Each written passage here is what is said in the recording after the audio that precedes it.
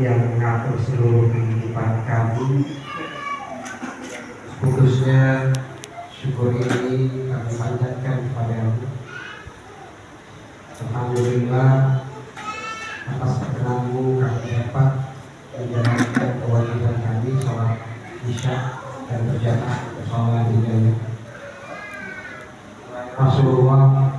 Salawat penghormatan kepada manusia mulia yang menjadi pijak bagi kita semua, menjadi suruh, menjadi obor penerang sehingga kita masih merasakan nikmat iman dan Islam. Mudah-mudahan hingga di akhir hayat kelak. Mudah-mudahan husnul khotimah. Dan saya muliakan Ketua DKM Alizaya, Sahabat Bobi, Ketua RT, Wisnu, para tokoh-tokoh masyarakat, alim ulama yang tidak sempat saya sebutkan satu persatu, bukan karena saya lupa, karena saya tidak tahu namanya. Tentu saja saya tahu. Ya mas sekalian yang dimuliakan Allah, ini momen kalau di masjid-masjid lain di kebanyakan tempat ini adalah momen nuzul Quran. Tapi ada 3 pendapat minimal terkait dengan malam nuzul Quran. Yang pertama menyatakan ini tanggal 17 Ramadan dan itu paling umum dilaksanakan. Ada yang menyatakan tanggal 24 Ramadan. Namun hadis Bukhari yang paling sahih digunakan biasanya 10 malam terakhir, karena ketika Rasulullah SAW ditanyakan kapan itu malam Lailatul Qadar, kata Rasulullah, carilah di 10 malam terakhir. Makanya jangan kosong musolanya 10 malam terakhir. Kalau bisa dekat seperti Rasulullah SAW melaksanakan banyak perjalanan menyepi dalam hidupnya, laku spiritual yang dilaksanakan oleh Rasulullah SAW. Jemaah sekalian yang dimuliakan Allah, karena ini bagian dari momen nuzul Quran, maka perkenalkan saya sedikit diminta Ustaz Bobi kemarin hadir di sini ngomong sedikit tentang bagaimana peristiwa penerimaan wahyu itu meliputi diri seorang pribadi Rasulullah SAW. Sebenarnya cukup kurang enak bro. Jadi ada beberapa fase dan ini diambil dari hadits Muslim yang diriwayatkan langsung dari yang diriwayatkan ujungnya ada di Aisyah radhiyallahu anha. Ada fase-fase yang meliputi kondisi fisik maupun batinnya Rasulullah SAW. Fase pertama yang disebut dengan fase al-falaq as-subuh. Jadi sebagaimana menyingsingnya fajar di waktu subuh, Rasulullah itu mengalami mimpi yang nyata, sehingga ketika bangun dari mimpi itu Rasulullah diliputi oleh suasana kebahagiaan dan ketenangan yang luar biasa, yang membuat Rasulullah itu merasa tidak punya ikatan terlalu besar dengan hal-hal yang duniawi, dan mulai mengurangi aktivitas perdagangan dan lain sebagainya. Itu fase pertama. Fase kedua yang disebut dengan fase tahannuf. Tahannuf itu proses menyepi, atau dalam bahasa lain proses berderma. Menyepinya Rasulullah itu, gua-gua yang ada di sekeliling kota Makkah itu sudah biasa didatangi oleh Rasulullah SAW. Karena ada kegelisahan yang didapatkan oleh Rasulullah setelah mendapatkan mimpi yang nyata tadi. Kegelisahan itu pertanyaan-pertanyaan. Ada apa sebenarnya? Ada apa sebenarnya yang terjadi? Kenapa mimpi itu sedemikian nyata? Kenapa saya diliputi dengan perasaan semacam ini? Jadi proses spiritualitas yang berlangsung yang membuat seperti cahaya di diri Rasulullah SAW. Nah, fase kedua ini ketika Rasulullah mulai gemar melakukan khalwat, dan terakhir penerimaan wahyu itu di Gua Hira. Di fase kedua inilah Rasulullah gemar melakukan tahannuf, dalam arti kata lain adalah derma, bersedekah. Ini saya ulangi dalam beberapa kesempatan kemarin di beberapa sholat. 1450-an tahun yang lalu, Gua Hira itu di sekelilingnya masih hijau, ada rawa, ada pohon rindang, ada padang rumput, dan disitulah para penggembala melakukan penggembalaan ternak, mengurusi ternak-ternak. Pada penggembala inilah Rasulullah memberikan derma, memberi makan orang-orang yang membutuhkan. Makanya kalau kita gemar memberi makan tamu orang-orang yang membutuhkan, sesungguhnya kita sedang melakukan laku spiritual Rasulullah SAW. Nah, di fase kedua ini yang juga disebut dengan fase kunut. Dalam agama Ibrahim itu, kunut itu berarti diam, berzikir. Diamlah Rasulullah SAW di Gua Hira. Masuk ke fase ketiga, datang Jibril, disuruh baca Iqra ma'ana minal qarim. Rasulullah, saya bukan orang yang membaca, didekap sampai merasa tidak berdaya, dilepas. Iqra ma'ana minal qarim, didekap. Begitu seterusnya, ada yang menyebutkan 3 kali, ada yang menyebutkan 5 kali Rasulullah didekap oleh Jibril.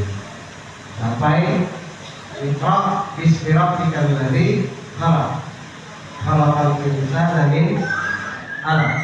Iqra wa rabbukal akram. Cek.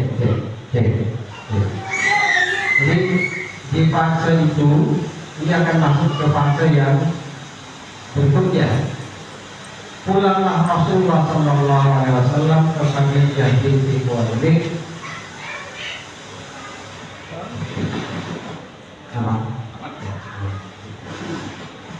Pulang Rasulullah dalam keadaan cemas, khawatir, ada kegelisahan, ada ketakutan. Apa yang berlangsung? Siapa yang memeluk? Sampai kata Rasulullah, saking takutnya dan cemasnya, curhat ke Siti Khadijah. Kata Siti Khadijah yang biasa terkenal ya, kata Rasulullah, zaliluni, selimuti saya. Saking takutnya. Kata Khadijah, baik-baik kita simak. Demi Allah, engkau orang yang sering memberi makan pada fakir miskin. Engkau orang yang menyantuni anak yatim. Engkau orang yang menjalin tali silaturahmi. Engkau orang yang menyelesaikan problem-problem kehidupan orang lain. Engkau adalah orang yang menyelesaikan persoalan berdasarkan hak. Maka Allah tidak akan mencelakakan, wahai Muhammad. Jadi 5 hal ini nanti kita dapatkan juga dalam hadis-hadis setelah Rasulullah menjadi Rasul. 5 hal ini termasuk bagian dari bukti jika orang beriman. Kalau dia tidak menghargai tamunya, kalau menyebut diri beriman, jika tidak menghargai tamu, jika tidak menjalin silaturahim, belum beriman pada Allah dan Rasul. Jadi bagian-bagian ini penting sekali kita tanamkan dalam diri kita. Perjalanan spiritual Rasulullah SAW menjelang ditetapkan sebagai Rasul.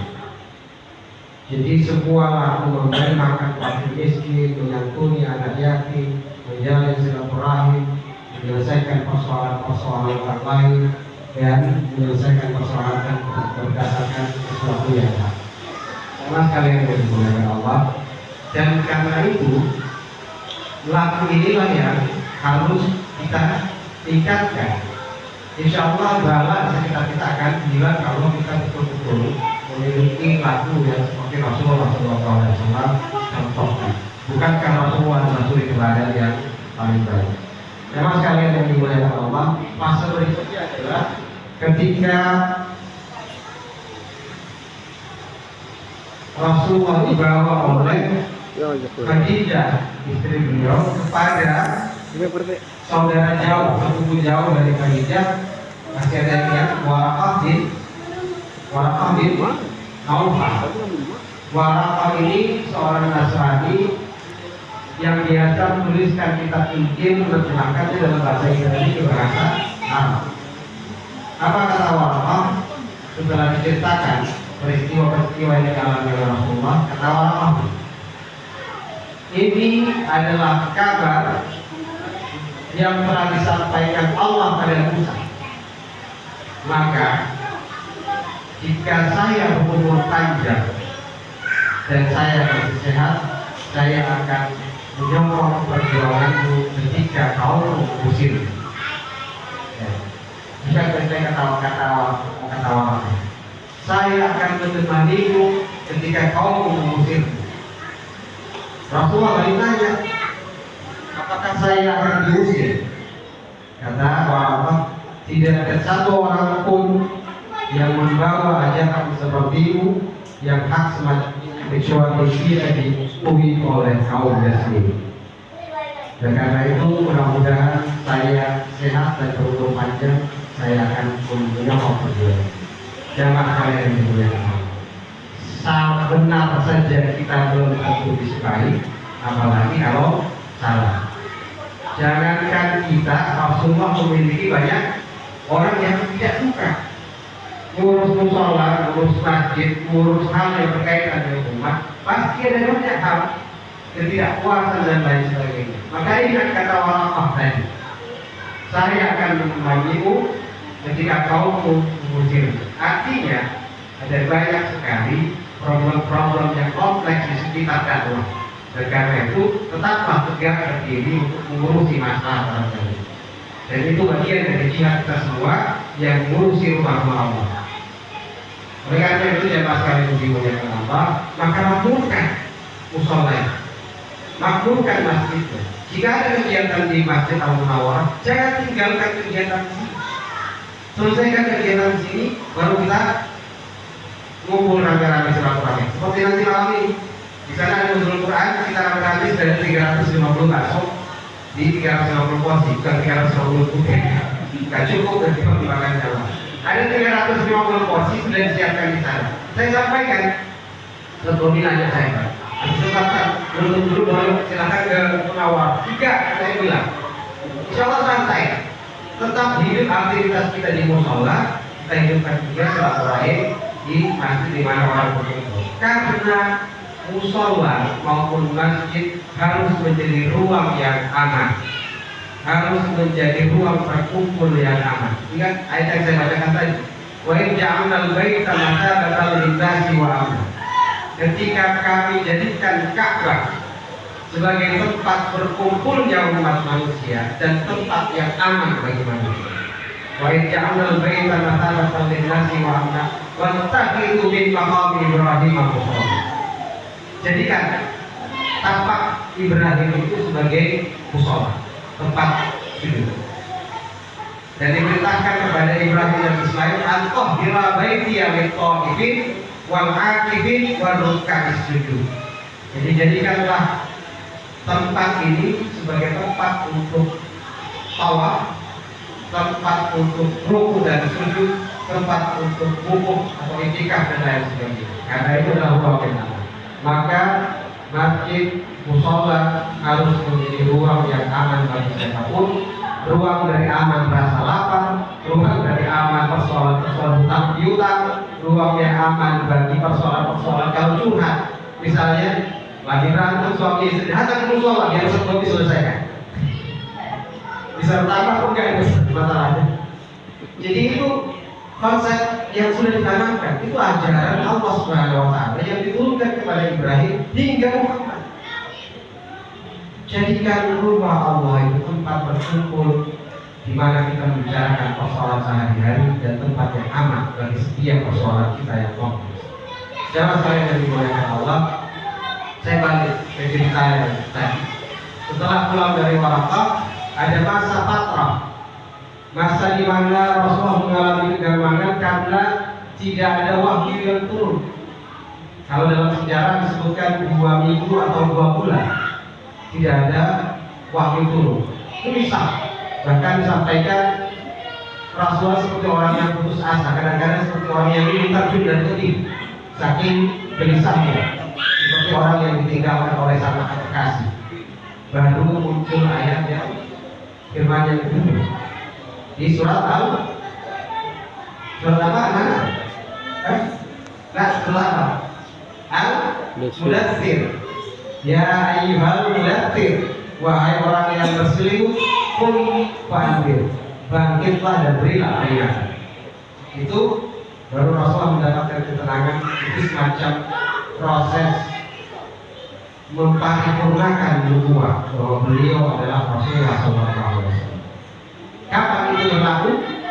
Pada bulan Ramadan. Ya, pada bulan Ramadan.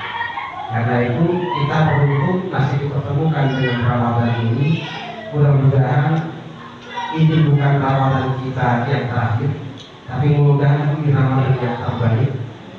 Mudah-mudahan kalau ketemu lagi Ramadan yang lain, itu Ramadan yang terbaik, sehingga kita akan dipanggil oleh Allah Subhanahu Wa Taala dalam keadaan usul Fatimah. Ya Tuhan nafsul mutmainnah, irji ila rabbika radiyatan mardiyah wadkhul jannata wadkhul jannah. Karena sekalian yang dimuliakan Allah, saya kira tidak usah panjang, kita cukupkan kulturnya.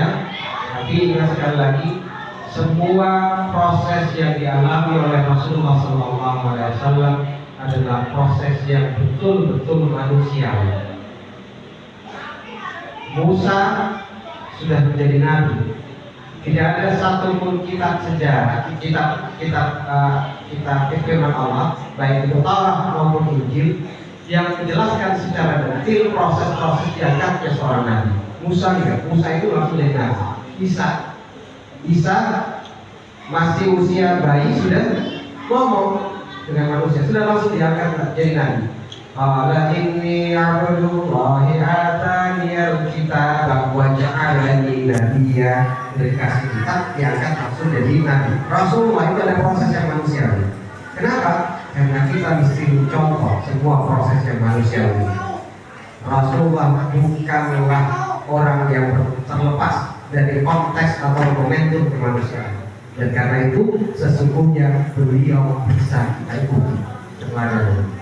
Tidak susah sesungguhnya, ikuti aja Rasulullah SAW, karena beliau pasti berdasarkan firman Allah SWT. Wassalamualaikum warahmatullahi wabarakatuh. Demikian kultum malam ke-17 oleh Ketua DKM Noro Ustadz Idan LC. Semoga sangat membantu.